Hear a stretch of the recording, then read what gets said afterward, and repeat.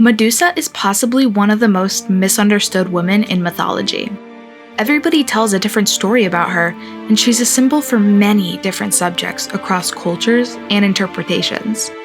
In school classes, she's taught as a monster slain by the son of Zeus, Perseus, on his journey to becoming a hero, which is a story for another day. But what really happened to her that led her to that point? What's the real story? And how do the different versions of it affect society, even today? Let's get into it.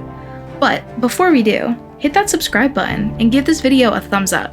And at the end, let us know what you think in the comments below. We all know Medusa was a gorgon, a horrifying creature with hair made of snakes and the ability to turn anyone who looked at her into stone. Her story has fascinated and terrified people for centuries, but it has also undergone significant changes over time.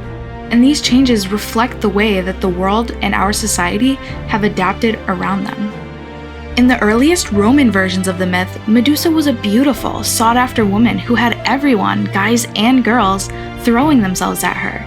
The idea that Medusa was born a beautiful praised woman, though, is not at all true in the original Greek version.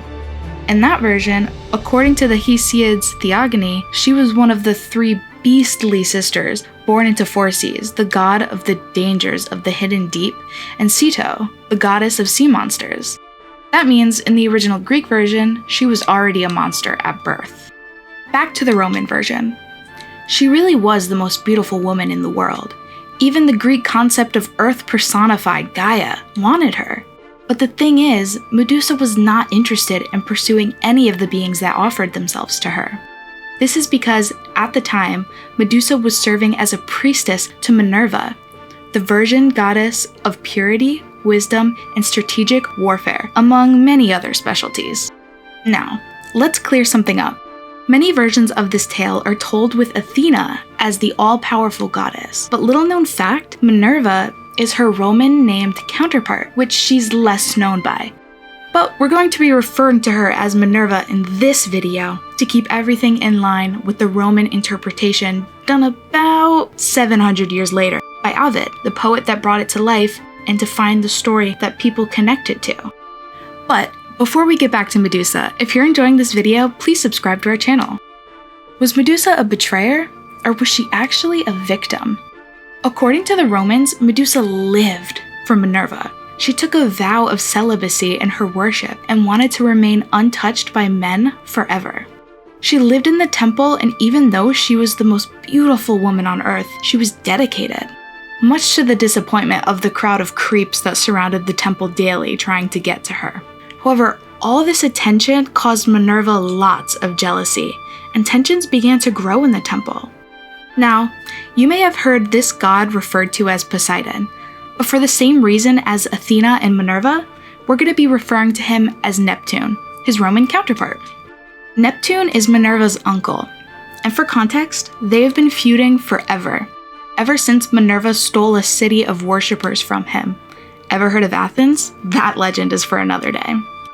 Neptune saw Minerva's envy and wanted to be the cherry on top. So one day, while Medusa was performing her duties as priestess in the shrine of Minerva, she was terribly violated by Neptune, stripping her of her celibacy and desecrating the shrine. This enrages Minerva. How could two people do something so sacrilegious in her sacred space, defiling her temple? And because she was so offended, in retaliation, Minerva punishes Medusa by turning her into a feared gorgon. Now, why would Minerva do that? Isn't Medusa the victim in this situation? Why was Minerva such a bitch? Now, some say that Minerva believed Medusa deserved it for flaunting her beauty, but others say it's because Neptune is of a higher power, and Minerva couldn't physically punish him, so she directed her anger at Medusa instead. There's also the theory that the Romans who originally grasped the story didn't necessarily like Minerva in general.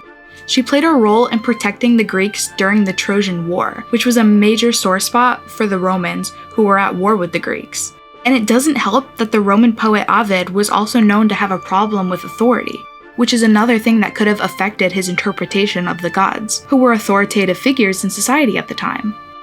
Now, This is the most common version of the story that we see today, but let's look at how it's changed over time. In the beginning, Medusa was born a Gorgon and willingly defiled Minerva's name.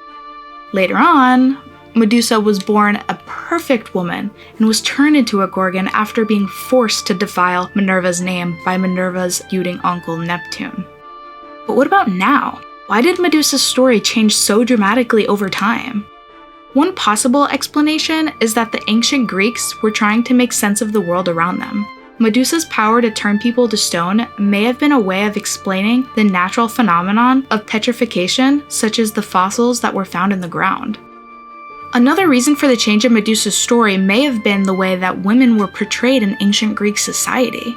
In a society that valued male strength and dominance, a powerful female figure like Medusa may have been seen as a threat. By transforming her into a monstrous creature, the ancient Greeks may have been attempting to diminish her power and keep women in their place. Medusa's story has also undergone a more positive transformation in recent years. In retellings of the myth, Medusa has been reimagined as a symbol of female strength and empowerment in the Me Too movement. Instead of being a victim or a monster, she's a complex and multidimensional character who refuses to be defined by the men who seek to control her. And her curse is seen as more of a blessing in disguise that she can use to protect herself, gifted to her by Athena or Minerva instead. And that is how the story of Medusa has changed significantly over time, reflecting the values and beliefs of the changing societies that have told it.